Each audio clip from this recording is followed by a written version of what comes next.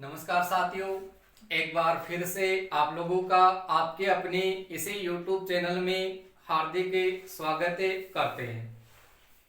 दोस्तों, हम पढ़ रहे थे भारत के भौतिक प्रदेश और पिछले वीडियो में हमने चर्चा की थी कि आपका जो उत्तर का विशाल मैदान था, उस मैदान की हमने प्रमुख स्थलाकृतियों के बारे में चर्चा की थी। आज देखो, हमें भारत के भौतिक प्रदेशों का तीसरा भाग है वो पढ़ने जा रहे हैं और उस भाग का नाम रहेगा प्रायद्वीपीय भाग, यानी प्रायद्वीपीय भाग या पठार की आज हम देखिए दोस्तों चर्चा करेंगे। तो आप वीडियो को शुरू से लेकर के अंत तक आप जरूर देखिएगा। दोस्तों, मैं आपसे निवेदन नहीं कर रहा हूं, आपको ये चीज बता रहा हूं कि आप यदि इस वीडियो को शुरू से लेकर के अंत तक आप देखेंगे तो आपकी प्रत्येक जो चीजें हैं वो आपकी क्लियर हो जाएगी, यानी सारी की सारी चीजें हैं वो आपके माइंड में सेट हो जाएगी। क्योंकि आप बार बार इन चीजों को भूल जाते हो, तो इनको आप शुरू से अंत तक जरूर देखें। देखिए, यहां पर है आपके सामने तीसरा पार्ट, भारत के भौतिक प्रदेशों का तीसरा पार्ट है दोस्तों आपके सामने। कौन सा? तो याद रखना है प्रायद्वीपीय भाग का। ये प्रायद्वीपीय भाग है मित्रों। प्रायद्वीपीय भाग को हम प्रायद्वीपीय पठार के नाम से भी पुकार सकते हैं।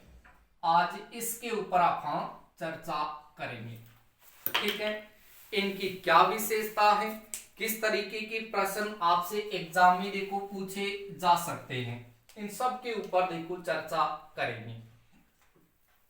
सबसे पहले देखो करना क्या है, कुछ नहीं करना है। सबसे पहले आपको भारत है, इस भारत का मानचित्र है वो बनाना है। देखो मित्रों, यहां से सबसे पहले आप यहां से भारत का मानचित्र है वो बना लेंगे। यहां से आपके सामने भारत का मानचित्र है और इसी मानचित्र पर देखो सारे के सारे इस भौतिक प्रदेश में जो आपका प्रायद्वीपीय भाग है उनको देखिए यहां से हम समझते हैं। ये लो जी आपके सामने भारत का मानचित्र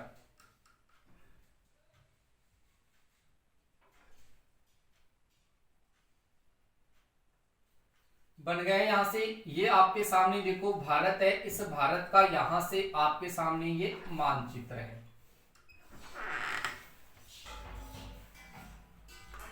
ठीक है। यहां से आपके सामने ये भारत का मानचित्र।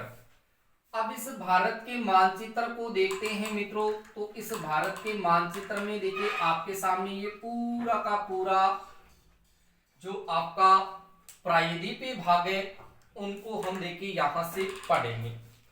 देखो, यानी इस प्रायद्वीपीय भाग का हिस्सा कहां से रहेगा? देखो, यहां से हमने हिमालय पर्वत श्रेणी को पढ़ा था।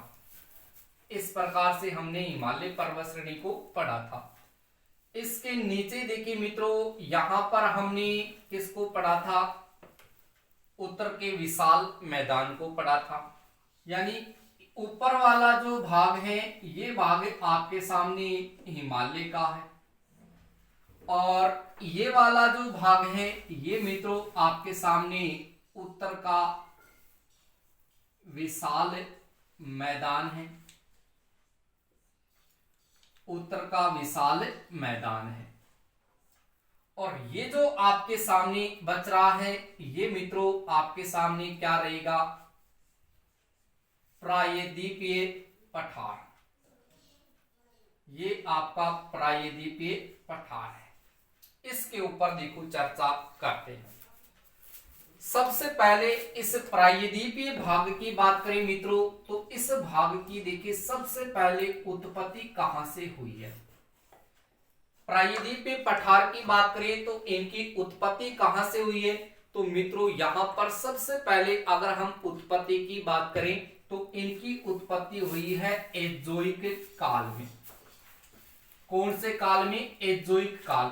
और इसी एजोइक काल में देखें तो यहां पर आपके सामने आता है प्री कैम्ब्रियन युग। प्री कैम्ब्रियन युग है, वहां से इस प्रायद्वीपीय पठार की उत्पत्ति है वो हुई है।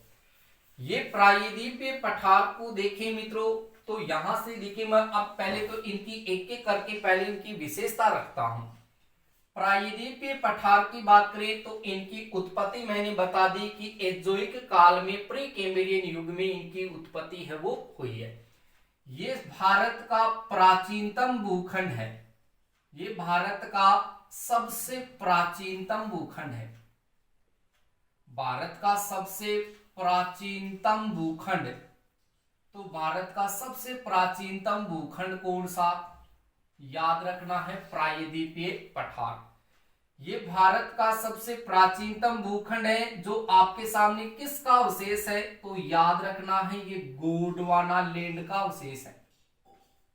किसका अवशेष है, ये गोंडवाना लैंड का अवशेष है। और उसके बाद में देखिए गोंडवाना लैंड का अवशेष है और इनकी आकृति देखो किसके समान है। तो मित्रों देखिए, सबसे पहले यहां पर हम आकृति की भी साथ के साथ बात कर रहे हैं, तो इनकी आकृति है वो त्रिभुज के समान है, यानी इनकी आकृति है वो किसके समान है, त्रिभुज के समान है। और इनका ढाल देखें तो इनका ढाल देखिए किस प्रकार का है, ढाल याद रखना है लहरदार, लहरदार इसका ढाल है। इतनी बात हुई। अब देखिए भारत का सबसे प्राचीनतम जो आपका भूखंड है, ये आपके सामने भारत के भौतिक प्रदेशों में सबसे बड़ा भौतिक प्रदेश है, बड़ा भौतिक प्रदेश है, ये बड़ा भौतिक प्रदेश है।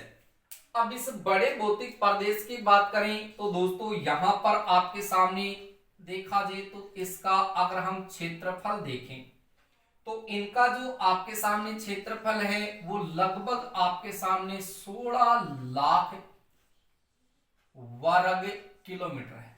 याद रखिएगा कि इसका क्षेत्रफल है वो कितना है, 16 लाख वर्ग किलोमीटर है। उसके बाद में देखो मित्रों, अगर इनकी औसत ऊंचाई को देखें तो इनकी औसत ऊंचाई है वो कितनी आती है, लगभग आपको मिलेगी 600 से लेकर के 900 मीटर तक। इसकी उत्तर से लेकर के दक्षिण तक अगर हम लंबाई देखें तो लंबाई आपको कितनी मिलेगी, यानी इसकी उत्तर से दक्षिण तक लंबाई, दोस्तों याद रखना उत्तर से दक्षिण तक अगर हम लंबाई देखें तो लगभग आपको मिलेगी 1800 किलोमीटर। और अगर हम पश्चिम से पूर्व तक अगर इनकी लंबाई देखें तो वो लंबाई आपके सामने कह सकते हैं इनकी ये चौड़ाई कितनी आ जाएगी, तो याद रखना है 1600 किलोमीटर। देखो आपने देख रहे हैं इधर मानचित्र में, और मानचित्र में देखा तो देखो बीच का भाग ये प्रायद्वीपीय पठार का है। अब देखो यहां पर देखें तो यहां पर आपके सामने या अरावली पर्वत श्रेणी आवे, कौन सी पर्वत श्रेणी, अरावली पर्वत श्रेणी, ये अरावली पर्वत श्रेणी आती है।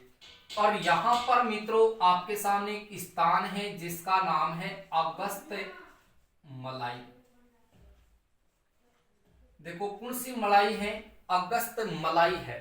ये अगस्त मलाई आपके सामने आती है कन्याकुमारी।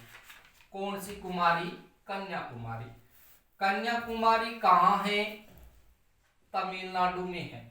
कहां पर है, तमिलनाडु में। मैं यहां पर ऊपर लिख देता हूं इसको, ये तमिलनाडु। अब यहां से देखिए इस अरावली पर्वत श्रेणी से देखा जाए तो यहां पर देखिए आपके सामने इस अरावली पर्वत श्रेणी से आपके सामने ये शुरुआत होती है इस प्रायद्वीपीय पठार की उत्तर से। तो यहां से देखिए इसकी शुरुआत होती है, तो यहां से इसकी लंबाई देखें तो ये लंबाई आपके सामने कितनी आती है, तो मैंने कहा कि उत्तर से दक्षिण, क्योंकि ये दिशा आपकी उत्तर है, ये दिशा आपके सामने दक्षिण है, इधर आपके सामने दिशा पूर्व है और यहां पर दिशा आपकी पश्चिम है। तो उत्तर से दक्षिण तक यानी अरावली से लेकर के अगस्तमलाई, कन्याकुमारी, तमिलनाडु तक इनकी जो लंबाई प्राप्त होती है वो तो मित्रों कितनी आ रही है, 1800 किलोमीटर। और यहाँ पर देखो पश्चिम दिशा है, और यहाँ पर पश्चिम दिशा में देखा जाए तो आपके सामने ये गुजरात राज्य का भाग है। कौन से राज्य का भाग है मित्रों, यहाँ से आपके सामने गुजरात राज्य का भाग है। और गुजरात में देखें तो यहाँ पर आता है आपके सामने काठियावाड़, काठियावाड़। और काठियावाड़ गुजरात से लेकर के देखा जाए तो यहाँ पर मित्रों आपके सामने एक राज्य आता है भारत का, और उस राज्य का नाम है आपके सामने मेघालय। और इस मेघालय में आपको 3 पहाड़ियां मिलेगी। कितनी पहाड़ियां, 3, जिसमें देखो एक का नाम है गारो, एक का नाम है खासी, और एक का नाम है जयंतिया। ये गारी, खासी, जयंतिया जो आपके सामने मेघालय में पहाड़ी है वहां तक ये फैला हुआ है, वहां तक आपके सामने ये फैला हुआ है। ठीक है, तो यहां तक ये फैला हुआ है। यहां तक देखिए इनकी अगर हम चौड़ाई को देख ले तो चौड़ाई कितनी मिल जाएगी, 1800 के बाद में लंबाई हो जाएगी और 1600 किलोमीटर इनकी चौड़ाई हो जाएगी। औसत ऊंचाई देखें तो 600 से लेकर के 900 मीटर इनकी चौड़ाई हो जाएगी।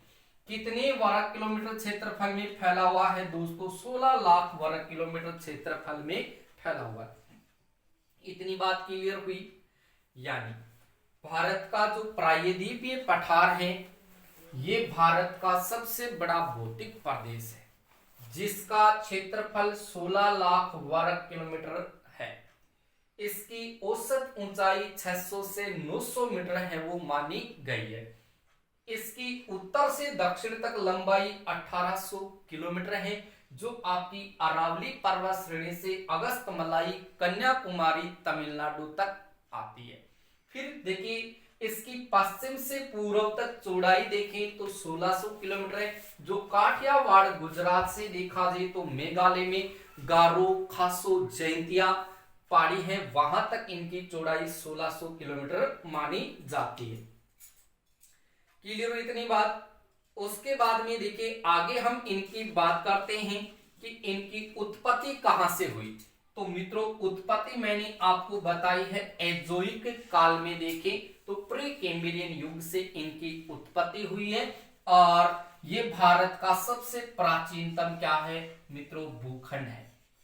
ये गोंडवाना लैंड का अवशेष माना जाता है, जिसकी आकृति त्रिभुज के समान है। इनका ढाल लहरदार है और इनका अधिकांश विस्तार है वो पूर्व में आता है। इनका अधिक विस्तार देखो कहां आता है, पूर्व दिशा में आता है। इतनी बात क्लियर हुई या नहीं हुई, इतनी बात क्लियर हो गई।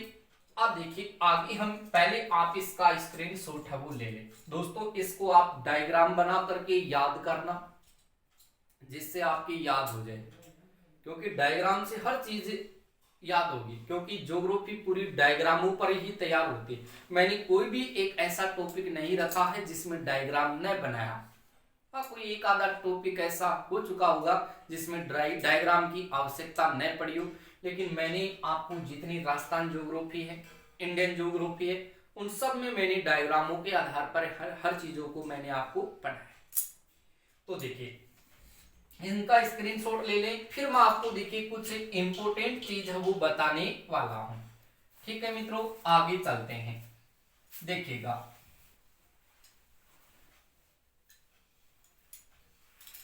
यहां से वापस हम देखिए भारत का मानचित्र बनाते हैं। यहां से आ जाएगा आपके सामने ये भारत का मानचित्र। देखो ये हो गया आपका भारत का मानचित्र। इस भारत के मानचित्र पर देखो कितनी चीज मैंने आप लोगों को याद है वो करवा दी है, और आप खुद भी थोड़ी सी मेहनत करेंगे तो हर चीज आपकी याद रहेगी। ये आपका भारत का वापस मैंने मानचित्र बनाया है दोस्तों। यहाँ पर ये वाला जो पार्ट आपके सामने है वो प्रायद्वीपीय भाग का है, इसकी ये दिशा उत्तर दिशा है, ये दिशा दक्षिण दिशा है, ये दिशा आपकी पूर्व है और ये दिशा आपकी पश्चिम है। अब इस प्रायद्वीपीय भाग के दक्षिण भाग की बात करें, पूर्व की, उत्तर की, पश्चिम, सब की बात करेंगे। इसका अधिकांश विस्तार तो देखो पूर्वी भाग में। अब यहां से ध्यान रखेंगे कि भारत का जो प्रायद्वीपीय भाग है, ये भारत का प्रायद्वीपीय भाग है, वो आपके सामने देखिए 3 जलमंडल से घिरा हुआ है। कितने मंडल से? 3 जलमंडल से घिरा हुआ है। देखिए इधर वाला ये पूरा भाग देखें मित्रों, तो ये पूरा का पूरा भाग देखो किससे घिरा हुआ है? जल से घिरा हुआ है। इधर ये पूरा भाग किससे घिरा हुआ है? ये जल से घिरा हुआ है। और ये जो भाग जल से घिरा हुआ है, इसको बोला जाएगा बंगाल की खाड़ी। क्या बोला जाएगा इसको? ये वाला जो भाग आपको मिल रहा है, ये भाग है बंगाल की खाड़ी का। क्लियर हुई बात? ये बंगाल की खाड़ी। और इधर भी बात करें मित्रों, तो ये पूरा भाग देखो, यहां पर ये भी किससे घिरा हुआ है? इधर ये जल से घिरा हुआ है। ये किससे घिरा हुआ है मित्रों? यहाँ पर जल से घिरा हुआ है। और इस जल से घिरे हुए क्षेत्र को कहा जाएगा अरब सागर। क्या कहा जाएगा? अरब सागर। हर चीज का विस्तार से हम प्रयोग करेंगे, हर चीज को पढ़ेंगे। इस वाले भाग की बात करें तो मित्रों, ये वाला भाग आपका रहेगा अरब सागर का।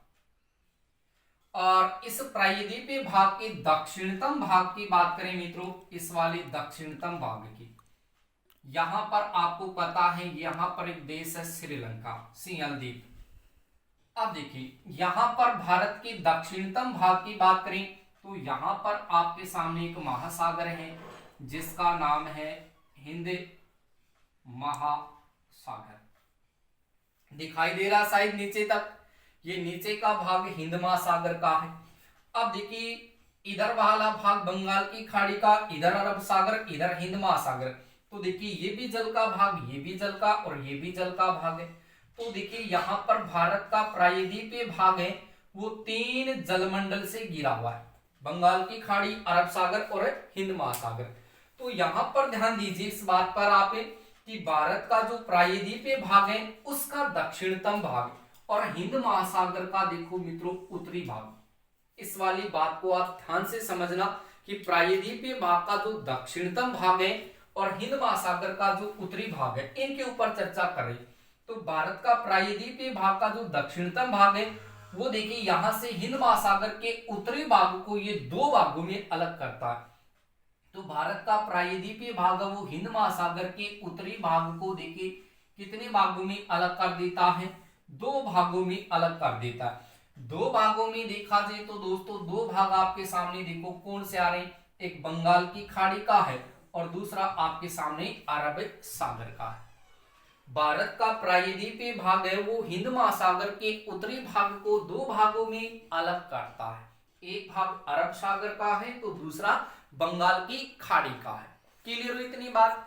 अब देखिए आगे हम चर्चा करें कि प्रायद्वीपीय भाग से निकलने वाली अधिकांश नदियां, अधिकांश नदियों में देखा जाए तो जिसमें अपन को नर्मदा और ताप्ती नदी को छोड़ देना है। किसको छोड़ना है? नर्मदा और ताप्ती नदी को। तो प्रायद्वीपीय भाग से निकलने वाली देखिए अधिकांश नदियां हैं, वो नदियां क्या करती हैं? यहां से निकलने के बाद में वो बंगाल की खाड़ी में जाकर के गिरती है। इस प्रकार से देखिए नदियां हैं वो क्या करेगी? मैंने कहा था कि नदियां में आपको आगे अलग से हम टॉपिक लेंगे, वहां पर इन सब की चर्चा है वो करेंगे। इस प्रकार से देखिए भारत के प्रायद्वीपीय भाग से ऐसे कुछ नदियां निकलेगी और वो नदियां क्या करेगी कि प्रायद्वीपीय भाग से निकलने के बाद में, प्रायद्वीपीय भाग से निकलने के बाद में वो नदियां देखिए बंगाल की खाड़ी में जाकर के गिरती है। लेकिन बंगाल की खाड़ी में गिरने से पहले वो डेल्टाई प्रदेशों का निर्माण करती है। जैसे यहाँ पर महानदी आती है, गोदावरी आती है, कृष्णा है, कावेरी है, ऐसे कई नदियां आती है। वो नदियां देखिए बंगाल की खाड़ी में गिरने से पहले किसका निर्माण करती है मित्रों? तो याद रखना है डेल्टाई प्रदेशों का। किसका निर्माण करती है? डेल्टाई प्रदेशों का निर्माण करती है। और इन्हीं डेल्टाई प्रदेश को कहा जाता है सुंदरवन का डेल्टा, सुंदरवन का डेल्टा। और इन सुंदरवन का डेल्टा को देखा जाए तो यहाँ पर ये डेल्टाई प्रदेश के रूप में प्राप्त हो जाते हैं। क्लियर हुई बात? तो मैंने कहा कि भारत के प्रायद्वीपीय भाग से निकलने वाली अधिकांश नदियां जो अपना जल बंगाल की खाड़ी में गिरती है, वो बंगाल की खाड़ी में गिरने से पहले डेल्टाई प्रदेशों का निर्माण करती है। क्लियर बात?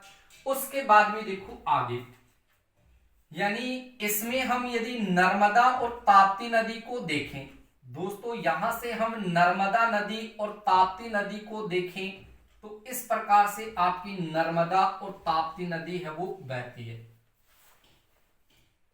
यहां से मान लेते हैं हम, देखिए इस प्रकार से आपकी ये नर्मदा नदी और ताप्ती नदी, इधर से नर्मदा और इधर से आपके सामने आ जाएगी ये ताप्ती नदी। तो नर्मदा और ताप्ती नदी ये दो नदियां ऐसी हैं जो प्रायद्वीपीय भाग से निकलने के बाद में दोस्तों वो किसका निर्माण करती है? एस्चुरी का निर्माण करती है, या कह सकते हैं कि वो जवार नद मुख का निर्माण करती है। इस बात को ध्यान से समझिए, मैंने बार बार आपसे कहा कि भारत की प्रायद्वीपीय भाग से निकलने वाली अधिकांश नदियां, जिसमें नर्मदा व ताप्ती नदी को छोड़कर, यानी आकलन की क्रम नर्मदा ने ताप्ती नदी ने छोड़नी है। तो आगी नर्मदा, तो आगी अपनी नर्मदा और आगी अपनी ताप्ती। तो नर्मदा और ताप्ती नदी को छोड़ करके जितनी भी नदियां प्रायद्वीपीय भाग से निकलने के बाद में बंगाल की खाड़ी में जाके गिरे, वह बंगाल की खाड़ी में गिरने से पहले क्या करेगी? डेल्टाई प्रदेश को निर्माण करेगी। जबकि नर्मदा और ताप्ती नदी प्रायद्वीपीय भाग से निकलने के बाद वो कहां जाएगी? अरब सागर में आ जाएगी। अरब सागर में गिरने से पहले वह एस्चुरी व जवार नद मुख को निर्माण करेगी। क्लियर हुई बात? फिर देखिए, इस नर्मदा और ताप्ती नदी के मध्य देखा जाए तो दोस्तों थाने दो द्वीप मिलेगा। एक द्वीप को नाम मिलेगो अलियावेट, के मिलेगो अलियावेट, और दूसरा को नाम मिलेगो खड़ियावेट। दो द्वीप थाने इन नर्मदा नदी और ताप्ती नदी के बीच में मिलेगा। बाकी हम द्वीपों की चर्चा आगे करेंगे, सारे द्वीप पढ़ाऊंगा मैं आपको। न्यू मोरी द्वीप है, कच्चा तिब्बू द्वीप है, इन सब के ऊपर चर्चा है वो करेंगे। तो यहाँ पर देखिए नर्मदा और ताप्ती नदी के मध्य या इनके मुहाने पर अलियावेट और खड़ियावेट द्वीप है वो आपको मिलेंगे। और ये नर्मदा और ताप्ती अरब सागर में गिरने से पहले एस्चुरी व जवार नद मुख को निर्माण करेगी। क्लियर है? उसके बाद में देखिएगा, यहाँ पर आपके सामने ये प्रायद्वीपीय भाग का हिस्सा है। यहाँ पर आपको पता है कौन सा राज्य है? महाराष्ट्र राज्य। कौन सा है? महाराष्ट्र। बाकी आप यहाँ से देख सकते हैं कि प्रायद्वीपीय भाग का हिस्सा कौन कौन से राज्य में, तो आप कह सकते हैं गुजरात है, महाराष्ट्र है, गोवा है, कर्नाटक है, केरल है, तमिलनाडु है। देखिए ये तमिलनाडु, ये केरल है, यहाँ पर ये कर्नाटक है, ये गोवा है, ये आपका महाराष्ट्र है, यहाँ पर गुजरात है। फिर आ जाएगा आपका मध्य प्रदेश, मध्य प्रदेश से आगे यहाँ पर छत्तीसगढ़, यहाँ पर झारखंड, झारखंड के बाद में यहाँ पर पश्चिमी बंगाल, यहाँ पर ओडिशा, यहाँ पर आंध्र प्रदेश, यहाँ पर तेलंगाना। इस प्रकार से भारत के इन सारे राज्यों में प्रायद्वीपीय पठार का हिस्सा है वो माना जाता है। लेकिन यहाँ पर देखिए इस महाराष्ट्र की बात करें तो महाराष्ट्र में यहाँ पर एक चट्टान पाई जाती है और उस चट्टान का नाम है दक्कन ट्रेप चट्टान। कौन सी चट्टान भाई? दक्कन ट्रेप चट्टान। ये दक्कन ट्रेप चट्टान है वो महाराष्ट्र में इसी प्रायद्वीपीय पठार में पाई जाती है। उसके बाद में देखिए यहाँ पर कर्नाटक की बात करें, यहाँ पर दोस्तों कर्नाटक की बात करें तो कर्नाटक में आपको एक चट्टान मिलेगी और उस चट्टान का नाम है धारवाड़ करम की चट्टान। धारवाड़ करम चट्टान। तो धारवाड़ करम चट्टान कहां पर मिलेगी? आपको कर्नाटक में मिलेगी। और एक चट्टान आती है यहां पर आपके सामने आंध्र प्रदेश में। जो वर्तमान में कहलाता है सिमादर। यहां पर आपको जो चट्टान मिलेगी उस चट्टान का नाम होगा कुडप्पा। कौन सी चट्टान? कुडप्पा चट्टान। तो कुडप्पा चट्टान आंध्र प्रदेश में, धारवाड़ क्रम की चट्टान कर्नाटक में और दक्कन ट्रेप चट्टान है वो महाराष्ट्र में मिलेगी। क्लियर हुई इतनी बात? अब देखो यहां पर थोड़ी सी लिखने में जगह नहीं है तो मैं वापस थोड़ा सा आपको यहां पर समझा देता हूं। इस वाले भाग में देखो दोस्तों, यहां पर प्रायद्वीपीय भाग की बात करें तो यहां पर आपको मुख्य रूप से देखिए देखा जाए तो यहां पर दो पहाड़ियों को हम यहां से पढ़ते हैं, दो पहाड़ियों को। इस पहाड़ी का नाम है आपके सामने नीलगिरी की पहाड़ी। ये आपके सामने नीलगिरी पहाड़ी है और यहां पर आपके सामने मित्रों ये आपके सामने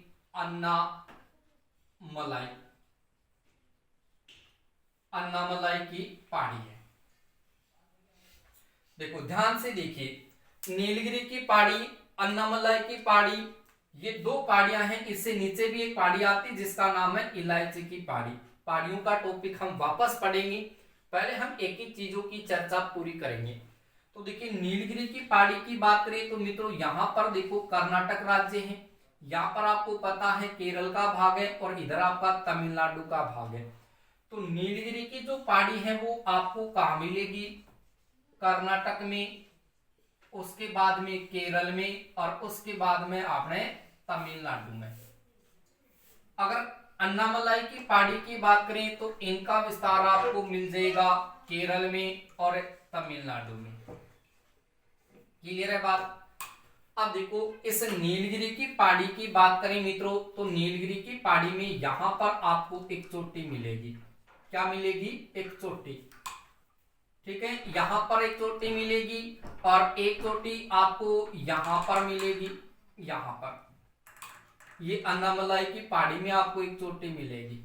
ठीक है, यानी नीलगिरी की पहाड़ी की बात करें तो यहां पर जो चोटी में आपको मिलेगी उस चोटी का नाम तो होगा डोडा बेटा।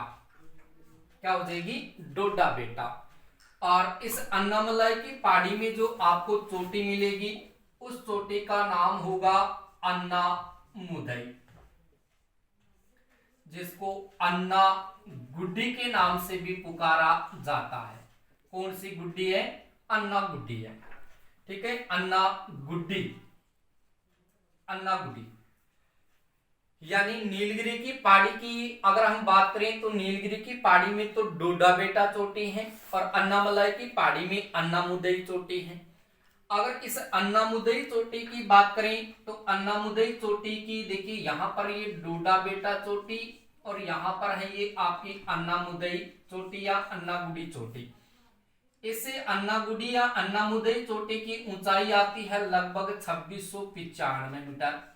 2695 मीटर है वो अन्ना मुदई या अन्ना गुडी चोटी की ऊंचाई है। इस डोडा बेटा चोटी की बात करें तो इनकी ऊंचाई 2637 मीटर यानी 2637 मीटर है। क्लियर हुई बात? अब ध्यान दीजिए का डोडा बेटा चोटी है और एक अन्ना मुदई या अन्ना गुड्डी चोटी है। क्लियर है?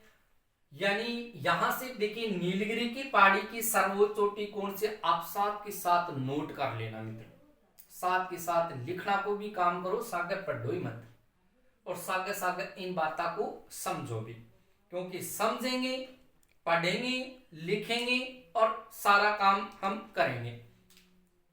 तो देखो नीलगिरी की पहाड़ी की सर्वोच्च चोटी कौन सी? डोडा बेटा। अन्नामलाई की पहाड़ी की सर्वोच्च चोटी अन्ना मुदई। दो बात होगी, अन्ना मुदई चोटी है वो अन्नामलाई की पहाड़ी की सर्वोच्च चोटी है, नीलगिरी की पहाड़ी की सर्वोच्च चोटी डोडा बेटा है। अब डोडा बेटा की ऊंचाई 2637 है, अन्ना मुदई की ऊंचाई 2695 मीटर। ये प्रश्न पिछली बार यहां से ये प्रश्न पूछा गया था, रीट की एग्जाम लगी थी उसमें ये प्रश्न आपसे पूछा गया था। तो दोस्तों यहाँ पर एक एक चीज का आप अध्ययन करें। देखो अब यहां से काम की चीज क्या आती है, ये कौन सा भाग है आपका? ये प्रायद्वीपीय भाग है, प्रायद्वीपीय पठार है। तो प्रायद्वीपीय पठार की देखो सर्वोच्च चोटी कौन सी है? अन्नामुदई है, अन्नागुडी है।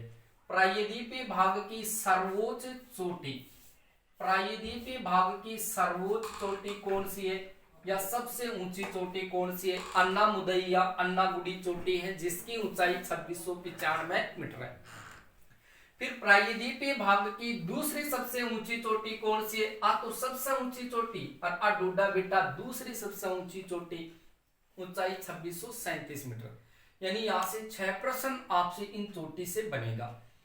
याद रखना कि नीलगिरी की पहाड़ी की सर्वोच्च चोटी डोडा बेटा है, अन्नामलाई की पहाड़ी की सर्वोच्च चोटी आपके सामने अन्नामुदई है। 2 प्रश्न बन गए। फिर प्रायद्वीपीय भाग की सर्वोच्च चोटी कौन सी है? अन्नामुदई है। प्रायद्वीपीय भाग की दूसरी सर्वोच्च चोटी कौन सी है? आपकी डोडा बेटा है। फिर देखिए यहां पर है ये दक्षिणतम भारत, ये भारत का दक्षिणतम भाग है। तो यहां से 2 प्रश्न और पूछेगा कि दक्षिण भारत की सर्वोच्च चोटी, यानी दक्षिण भारत की सर्वोच्च चोटी कौन सी है? अन्नामुदई या अन्नागुडी है। और दूसरी सर्वोच्च चोटी कौन सी है? डोडा बेटा है। क्लियर है? नीलगिरी की पहाड़ी में है और एक अन्नामलाई की पहाड़ी में। अगर डोडा बेटा की बात करा तो डोडा बेटा चोटी तो आपने कठावगी तमिलनाडु में और अन्नामुदई कहां पर आ जाएगी? केरल में। ये बात आपको यहां से ध्यान में रखनी है। क्लियर हुई इतनी बात?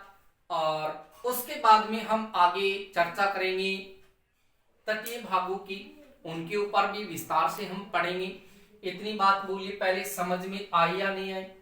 ये सारी की सारी चीजें आपको बनानी है, डायग्राम तैयार करने हैं दोस्तों इनके, क्योंकि जैसे मैं आप लोगों के सामने बना रहा हूं वैसे आप लोग भी तो बना सकते हैं डायग्राम, क्योंकि करना तो आपको ही पड़ेगा।